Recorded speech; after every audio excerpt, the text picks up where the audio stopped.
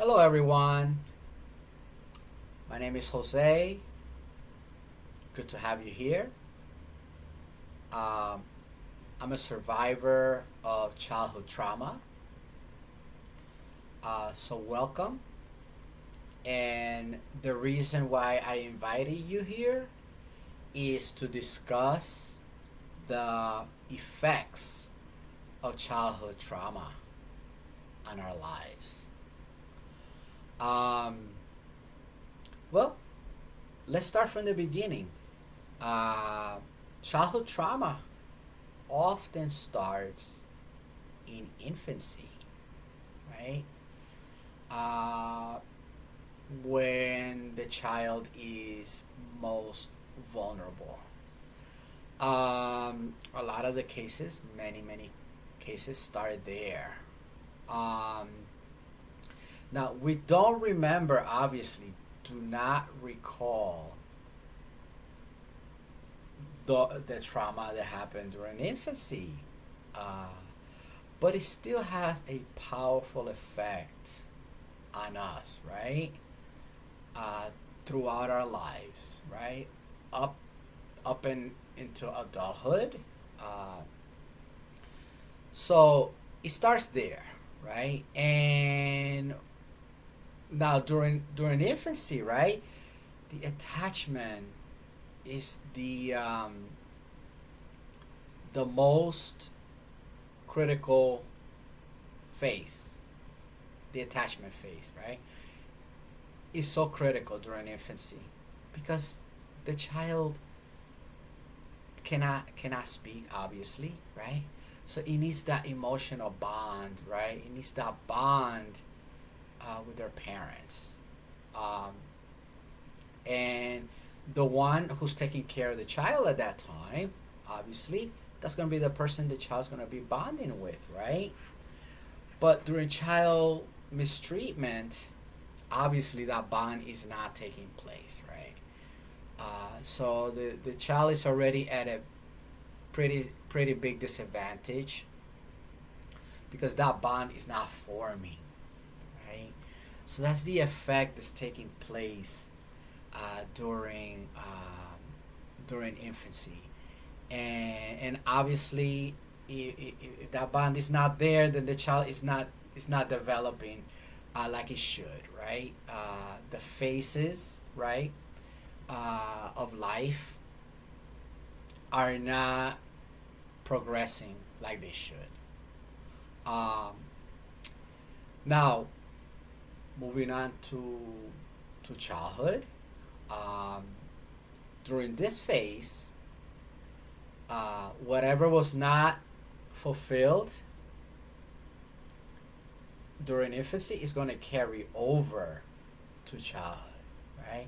So, if there is no bonding, no attachment, then the child during childhood is not going to feel close, right?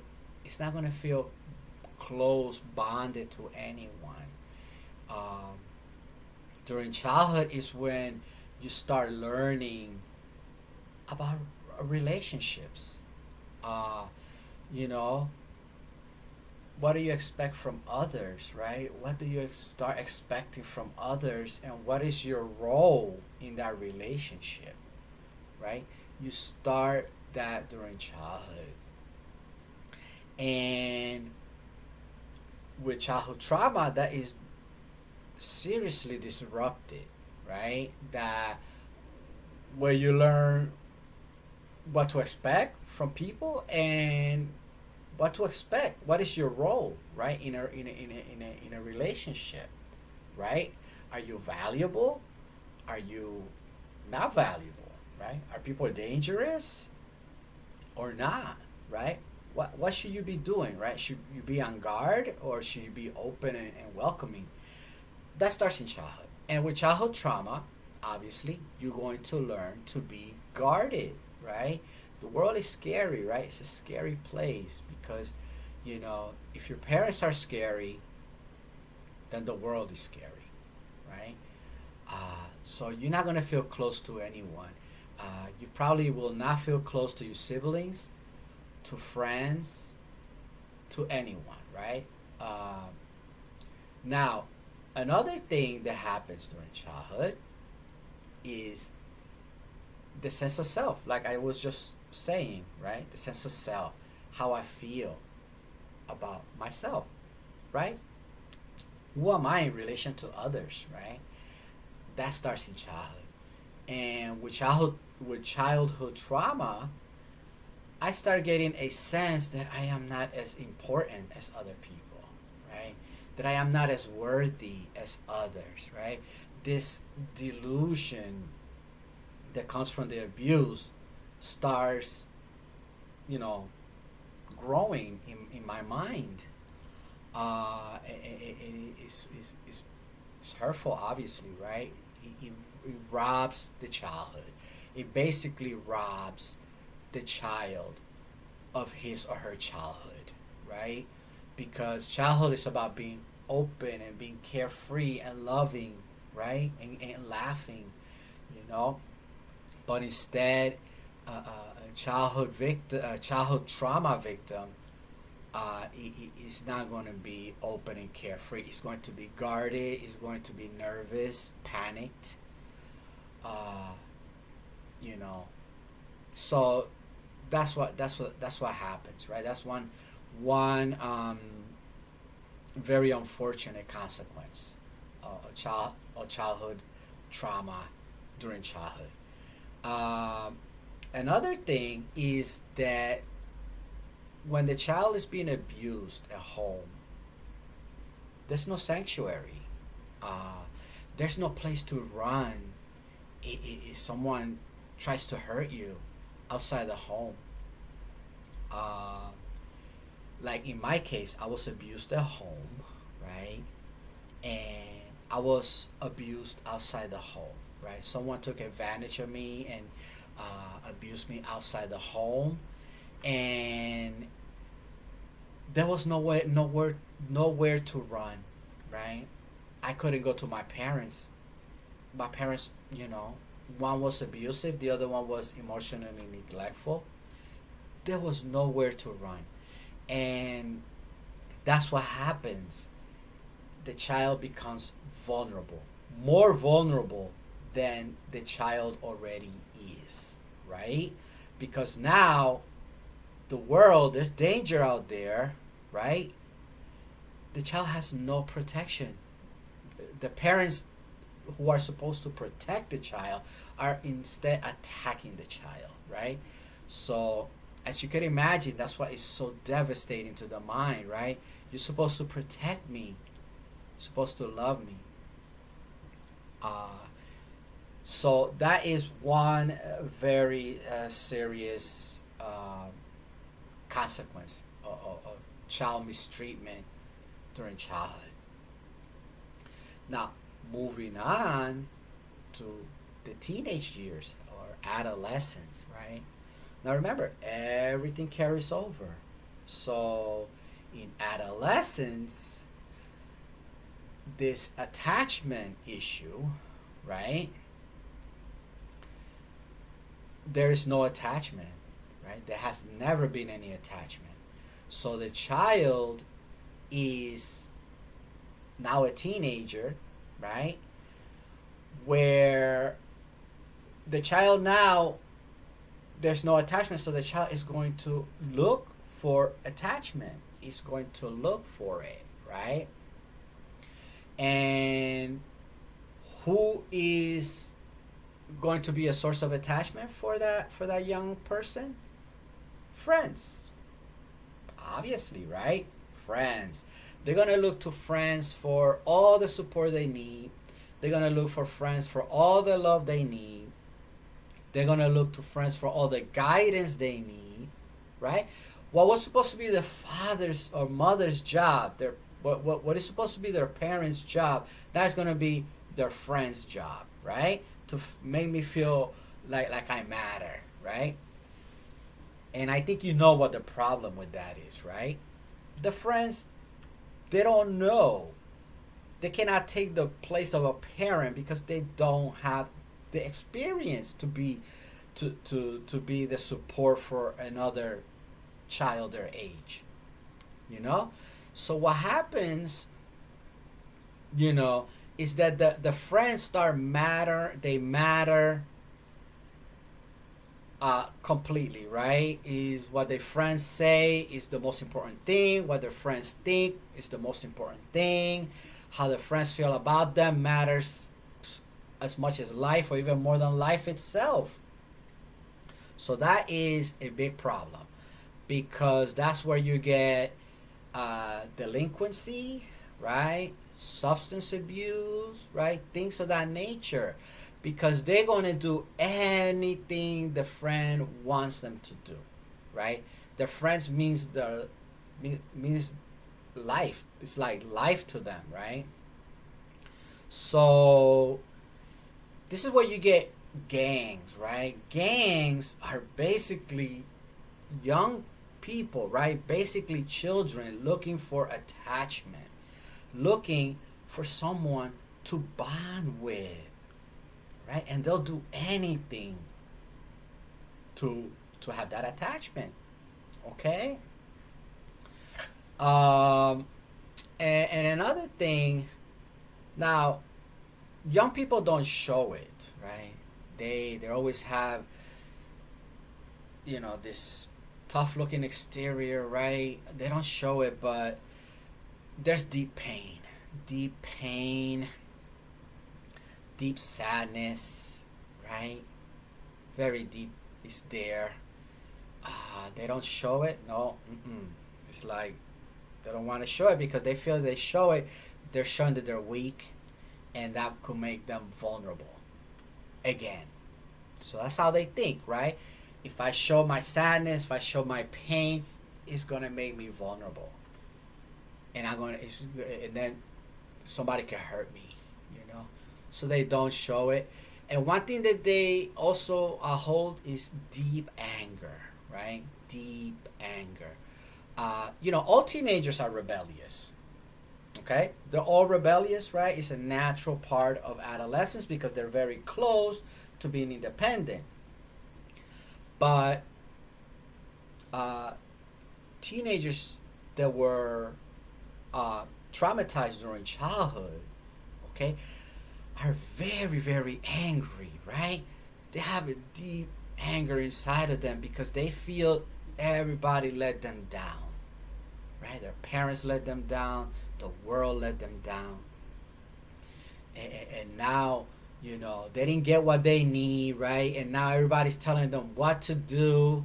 Society's telling them what to do, and they didn't get what they needed, right? So they're very angry, you know.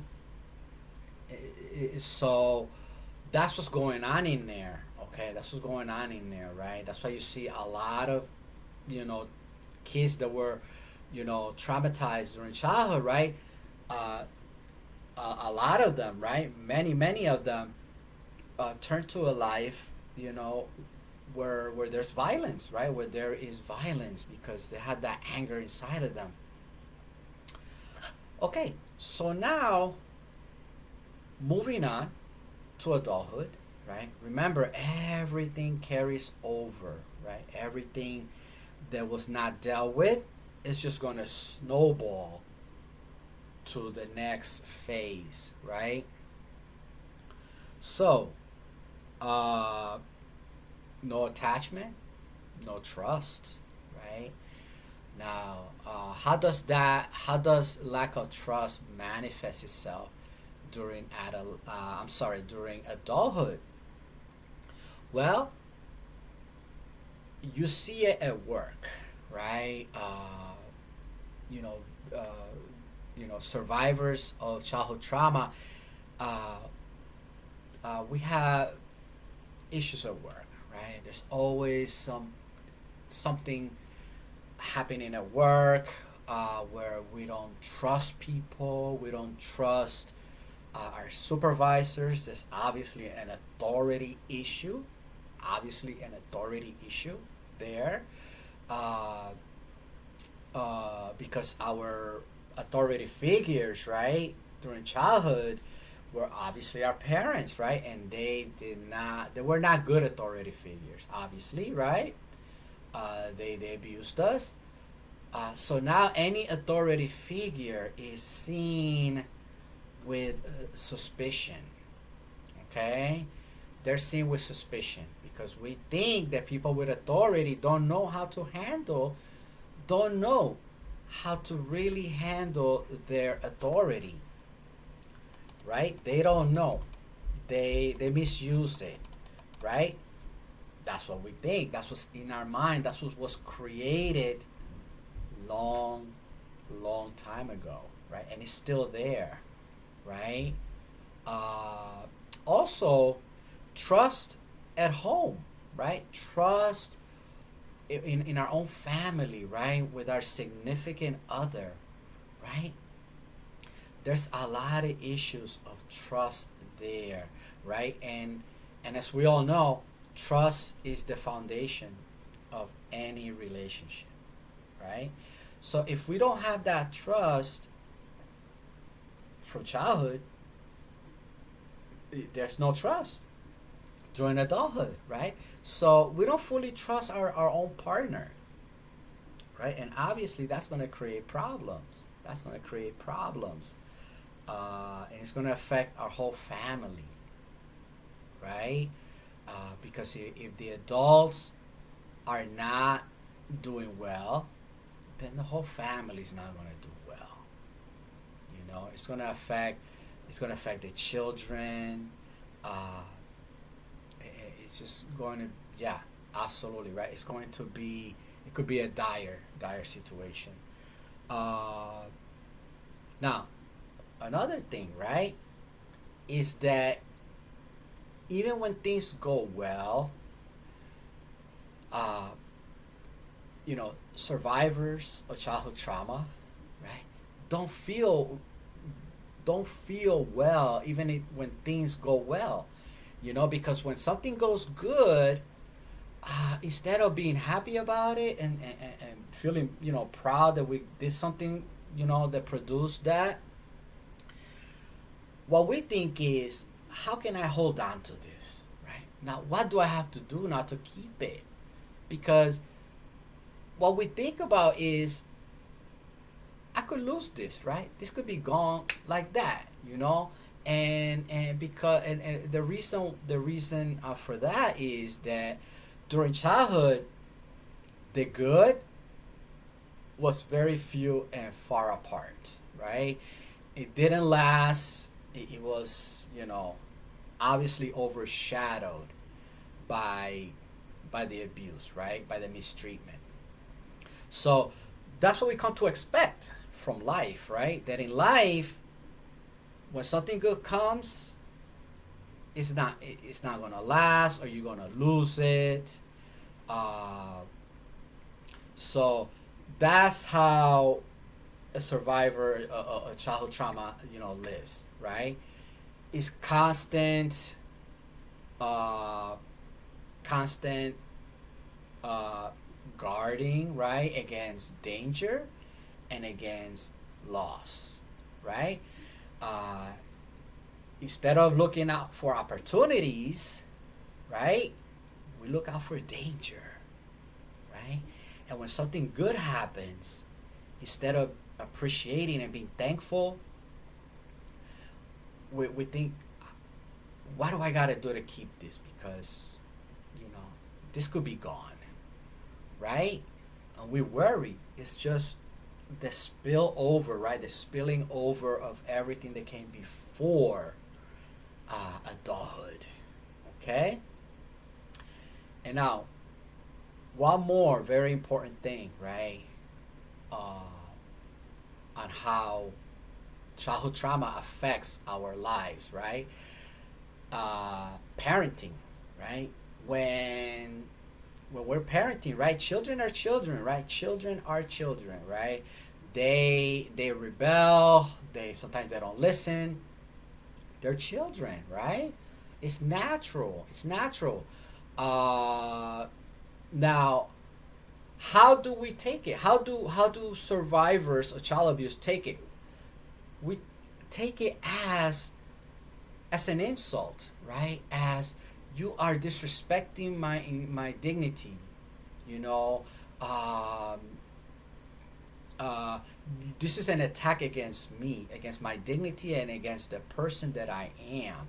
So that's how they see disrespect from children. It's not really disrespect, right?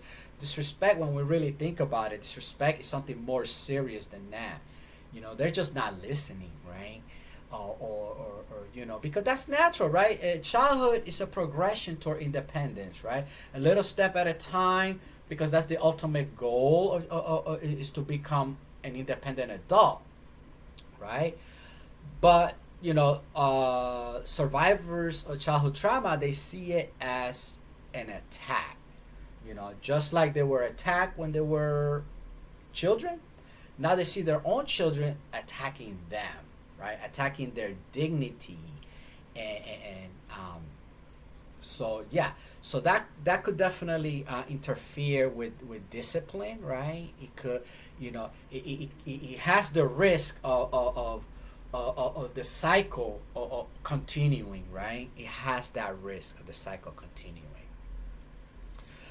So now that we know, right, some of the effects, what do we do about it? Right? What do we do about it? Well, one thing is to be aware, right? To be aware that that is the delusion that our mind is creating, right? Be aware of the delusion that it has been created all the way from childhood, right? That the truth is that we are worthy, that we are valuable. We always been. That is the truth, right? Now, we have to do more than know it. We have to feel it. Okay? We have to feel it. We have to feel like we are worthy. We have to feel like we are valuable, like we always been valuable, right? That we have this inherent worth. We have to feel it, okay? More than say it. You could say it, and it's great to say it because that could lead to feeling it, right? Say it all the time. That you know you're worthy. You know you always were worthy. You know you say it, and but remember, when you get to feel it, then that's where you want to be. Okay, and observe your mind. Observe the mind when it starts, you know, uh, you know, putting forth that delusion, right? I know, identify the delusion. That you know is that this is the delusion side of my mind here, right? When it starts, when you start imagining danger when there's really no danger, when you start, you know, mistrusting people without cause, right? You know it's your mind, right? Uh, if there's no apparent cause or anything to distrust the person, but you don't trust them, you know that is, you know, what carried over from childhood, right? Playing into it. Okay. Now, so awareness, right? Awareness is very very powerful, right? Because like they say, right, when you turn the lights on, you turn the lights on, right? Not, everything is seen, right? Nothing hides, right? And this delusion, when you turn the light on of awareness, is scurries, right? It cannot sustain itself in front of your awareness of it, right? It cannot fool you when you are looking at it, when you are observing it. Okay. All right. Well, thank you for coming to our discussion. And now, if you like this discussion today, please click the like. And if you like the topic, if you're interested in the topic, then go ahead and subscribe. Okay. And now, it was a pleasure. And you have yourself a wonderful day. Take care.